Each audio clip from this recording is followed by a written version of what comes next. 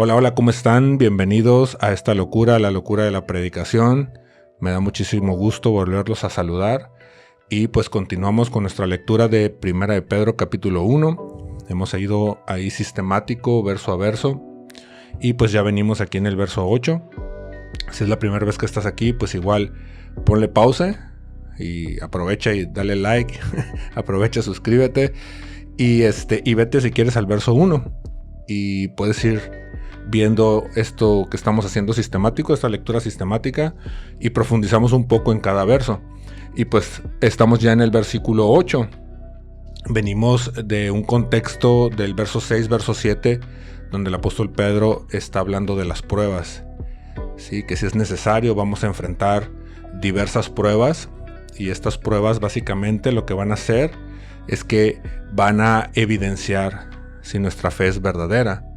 Nuestra fe va a ser probada como se prueba el oro, dice ahí en el verso 7, y termina el verso 7 diciendo: para someter a prueba vuestra fe, dice, mucho más preciosa que el oro, el cual aunque perecedero se prueba con fuego. Dice, sea hallada en alabanza, gloria y honra cuando sea manifestado Jesucristo. Y empieza este verso 8 que dice, a quien amáis sin haberle visto, en quien creyendo, aunque ahora no lo veáis, os alegráis con gozo inefable y glorioso. Entonces este verso 8 inicia diciendo, a quien amáis sin haberle visto. Y obviamente, como venimos de este contexto del verso 7, se está refiriendo a Jesucristo. Y este pasaje describe la experiencia viva del creyente con Cristo. ¿Sí? Venimos viendo este contexto que se está refiriendo a Cristo, a quien aman sin haberle visto. Yo dividí este pasaje en tres partes. La primera parte es justo esto que empieza diciendo, a quien amáis sin haberle visto. Esta parte está bien interesante porque el apóstol Pedro es el que está escribiendo. Y obviamente Pedro fue un apóstol de Jesucristo. Obviamente en las escrituras nos damos cuenta cómo Pedro fue cercano al Señor Jesús. Cómo Pedro caminó con Jesús, platicó con Jesús, comió con Jesús. Yo me imagino a un Pedro de repente junto con los apóstoles, a lo mejor ahí en la orilla del mar, viendo las estrellas, platicando con el Señor, pero tuvo la gloriosa experiencia de escucharlo audiblemente, de verlo físicamente, de ver, no sé, caminado muchos kilómetros por caminos polvorientos, pero platicando y riéndose probablemente y bromeando, no sé, yo me viajo y me imagino que vivieron una experiencia pues obviamente increíble. Entonces lo interesante aquí es de que Pedro dice, a quien aman aunque no lo hayan visto, y sucede que Pedro sí lo vio, pero sus destinatarios inmediatos queda claro que no conocieron físicamente a Jesús. Ahora, en nuestro contexto, también nosotros somos destinatarios de esta carta. Y ciertamente, pues nosotros tampoco vimos físicamente al Señor. Pero lo interesante es que Pedro dice, a quien aman sin haberlo visto. Prácticamente yo entre líneas veo, ustedes aman a Jesús tal como yo lo amo, aunque yo lo vi físicamente y ustedes no. Pero ustedes lo aman al igual que yo. Y este amor ciertamente no nace de una experiencia visual. Este amor nace de una revelación espiritual. El Espíritu Santo es el que les ha mostrado o les mostró a estos destinatarios inmediatos de la carta de Primera de Pedro, y es quien nos ha mostrado a nosotros a Cristo, y por eso le amamos sin haberle visto. No tengo dudas de que uno de los distintivos de la fe verdadera es amar a Cristo. De acuerdo a lo que el apóstol Pedro dice ahí en el verso 6, verso 7, ciertamente uno de los distintivos de la fe verdadera es que sale aprobada durante las pruebas. Pero también un distintivo importante es que alguien que tiene una fe verdadera en Cristo, ama a Cristo aún cuando físicamente no lo conoce. Ahora, aquí hay una parte bien importante, porque este amor hacia Cristo es un amor inalterable. ¿Qué es esto? Que es un amor que nada lo puede alterar. Ni las circunstancias, ni las situaciones difíciles, nada puede alterar el amor que el creyente tiene hacia Cristo. Y quiero usar una referencia que el apóstol Pablo escribe ahí en Efesios capítulo 6, verso 24, que me gustó mucho. Y dice que la gracia sea con todos los que con amor inalterable aman a nuestro Señor Jesucristo. Amén. Que la gracia sea con todos los que con amor inalterable. Y esto me recuerda a lo que el mismo apóstol Pablo dice, que dice que ni lo alto, ni lo bajo, ni la muerte, ni la vida, ni ángeles, nada nos puede separar, dice, del amor de Dios que es en Cristo Jesús. Y básicamente tiene la misma idea. O sea, igualmente, nosotros nada quita ese amor que tenemos hacia Jesús, porque es un amor inalterable, como dice ahí Efesios 6:24, y me gustó mucho este pasaje y quería ahí compartírselos. Y otra cosa que la Escritura nos habla es de esa herencia, de esas bendiciones que hay, que prácticamente la Biblia dice que son asombrosas, que son impensables incluso. Y todas estas bendiciones, esta herencia, como la Escritura lo describe, dice que es para los que aman al Señor. Y también quiero leerlo porque está ahí en 1 Corintios 2:9. Dice, como está escrito, las cosas que ningún ojo vio, ni ningún oído escuchó, ni han penetrado, dice, en el corazón del hombre, son las que Dios ha preparado para los que lo aman. O sea, Dios ha preparado una herencia y bendiciones que ningún ojo ha visto, que ningún oído ha escuchado, que ningún pensamiento de hombre ha pensado. Y estas bendiciones, esta herencia son para los que lo aman, dice. Igualmente, el apóstol Pablo ahí en Romanos capítulo 8 dice que todo ayuda bien a los que aman al Señor, a los que conforme a su propósito han sido llamados. Entonces podemos ver cómo la fe verdadera nos lleva a amar al Señor sin haberlo visto, pero a su vez todos aquellos que amamos al Señor, la Biblia nos habla de ricas bendiciones, de una herencia gloriosa, de que las cosas ayudan a bien, ¿sí? De que hay una bendición que nadie ha escuchado, que nadie ha visto, que nadie se ha imaginado, y todo esto es para quienes amamos al Señor. Entonces ciertamente este amor hacia el Señor Jesucristo es una evidencia clara de la salvación, es una evidencia clara de que hemos nacido de nuevo, y por lo consiguiente tenemos al Espíritu de Dios, y el Espíritu de Dios nos revela a Cristo, y por eso es que le amamos, aunque no le hayamos visto.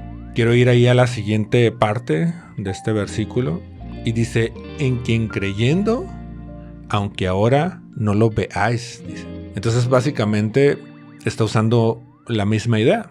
Primero habla de amar sin haberlo visto, y ahora está hablando de creer en Él, aunque aún no lo veamos. Yo me imagino que Pedro, en estas líneas, sin duda estaba recordando ese momento que se vive en los evangelios, después de que el Señor Jesús resucita. Y la narrativa ahí es de que el Señor empieza a aparecérsele a los discípulos.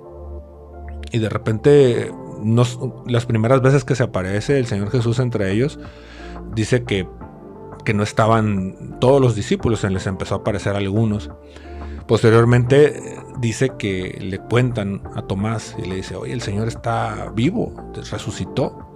Y Tomás dice, no, o sea, yo no voy a creer hasta que no vea sus marcas, hasta que no meta mi mano en su costado. Corte A, de repente estaban ahí reunidos y el Señor se aparece y se pone en medio de ellos. Y de repente se acerca con Tomás y le dice, Tomás, soy yo, checa mis manos, pon tu mano aquí en mi costado. Y ahí Tomás dice, mi Señor y mi dueño, o sea, reconoce que era Cristo, reconoce que realmente había resucitado. Y chequen lo que el Señor Jesús le contesta a Tomás allí en Juan capítulo 20, verso 29. Dice, Jesús le dijo, Tomás, has creído porque me has visto. Bienaventurados los que no vieron y creyeron. Y yo me imagino que Pedro trae esta escena en la cabeza. O sea, porque se me hace muy relevante que él puntualice, aunque no le han visto. Lo aman, aunque no le han visto. Creen en él, aunque aún no le han visto. Entonces lo puntualiza y las dos veces es bien enfático. Y yo me imagino que él tenía eso en la cabeza. Y cómo esto es una bienaventuranza. Jesús le dice, o sea, Tomás, has creído porque me has visto, pero bienaventurados los que no vieron y creyeron. Este énfasis sin duda está reafirmando esta bienaventuranza, esta dicha, este gozo, ¿sí? Esta bendición de que creemos en el Señor sin haberle visto, en que lo amamos sin haberle visto. Ok, y la tercera parte aquí de este versículo dice, os alegráis con gozo inefable. No lo han visto, pero le aman. No lo han visto, pero creen en Él y se alegran con gozo inefable. Y repito, el contexto de 1 de Pedro capítulo 1, el apóstol Pedro les está escribiendo a hermanos expatriados, a hermanos que han sido perseguidos por su fe, que están pasando tiempos muy difíciles. No solamente ellos, sino sus familias, o sea, familias enteras estaban siendo perseguidos y estaban pasando tiempos muy complicados. Pero podemos ver cómo el creyente se goza, dice, con gozo inefable. E inefable básicamente es indecible, o sea, que no se puede explicar con palabras. ¿Qué quiere decir esto? Que las pruebas no detienen el gozo del creyente. Los que creen en el Señor le aman aunque no le han visto, creen en Él aunque no le han visto, y a pesar de las circunstancias difíciles, tienen un gozo que obviamente proviene del Señor, y este gozo es indescriptible, es indecible, es inefable, no se puede explicar. Y prácticamente tiene la misma idea que la paz de Dios. O sea, la paz de Dios que sobrepasa todo entendimiento. La paz de Dios no se puede entender. Y puedes pensar ciertamente en esto, porque como una persona creyente que ama al Señor, que tiene al Señor en su vida, ¿cómo lo puedes explicar que pasa tiempos difíciles? Que probablemente está pasando un tiempo en donde falleció un ser querido y tiene paz, tiene gozo. Justo yo tiene relativamente poco que falleció mi papá, y mi papá fallece y yo estoy fuera de la ciudad, yo no estaba en la ciudad, y fue duro haber estado fuera, y fue duro no haber pasado los últimos días cerca de mi papá. Desgraciadamente mi papá luchó durante 10 años con el cáncer y terminó falleciendo. Y ciertamente yo tenía paz. Por supuesto que la separación duele, pero había paz en mi corazón, había gozo en mi corazón. Y puedes decir, bueno, ¿cómo explicas que en ese tiempo tan complicado haya paz y haya gozo en el corazón? Por eso es que la Biblia dice que la paz de Dios sobrepasa todo entendimiento. O sea, no lo puedes entender. Y Pedro aquí dice en este verso 8, ¿no? Se alegran con gozo indescriptible, con gozo indecible, con gozo inefable. O sea, nadie puede describir este gozo. Y termina ahí el verso 8 diciendo que este gozo, aparte de ser indescriptible, dice que es glorioso. Y esa parte también está chidísima. Y es glorioso ciertamente porque tenemos una esperanza en el Señor. Tenemos una esperanza viva, como en los primeros versículos de este capítulo 1 de 1 de Pedro lo dice. Y ciertamente, queridos, nuestra salvación está cada día más cerca. Por esa razón, nuestro gozo es glorioso. En Romanos capítulo 13, verso 11, dice, hagan todo esto, conscientes del tiempo en que vivimos, y de que ya es hora de que despertemos del sueño, porque nuestra salvación está más cerca de nosotros ahora que cuando creímos. Nuestra salvación está más cerca ahora que en la mañana que despertamos. Nuestra salvación está más cerca ahora que el día de ayer. No sé en qué momento vas a ver este episodio, pero ciertamente si tú estás en Cristo, tu salvación está más cerca ahora que cuando creíste. Y por esa razón nuestro gozo, aparte de ser indescriptible, es glorioso.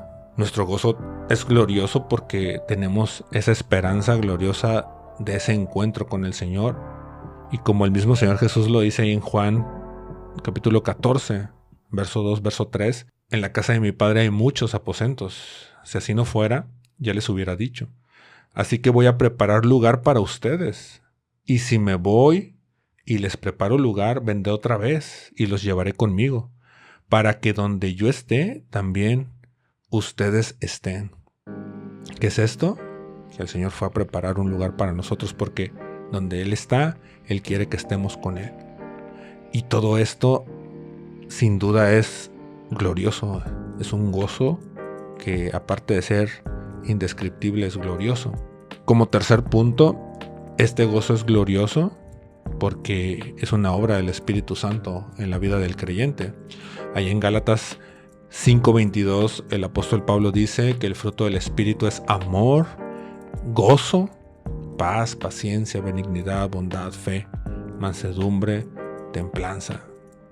Pero dice gozo, el fruto del Espíritu es gozo.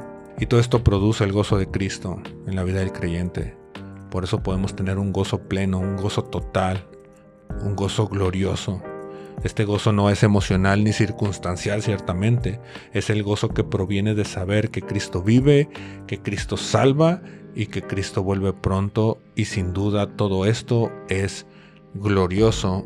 Y con eso quiero terminar este episodio. Con eso quiero que terminemos este versículo 8. Si llegaste hasta aquí, gracias, qué chido. Dale like, compártelo, suscríbete. Y pues te espero en el próximo episodio. Nos vamos a aventar el verso 9. Y pues nada, con esto los dejo. Gracia, misericordia y paz a todos. Nos vemos a la que sigue. Bye.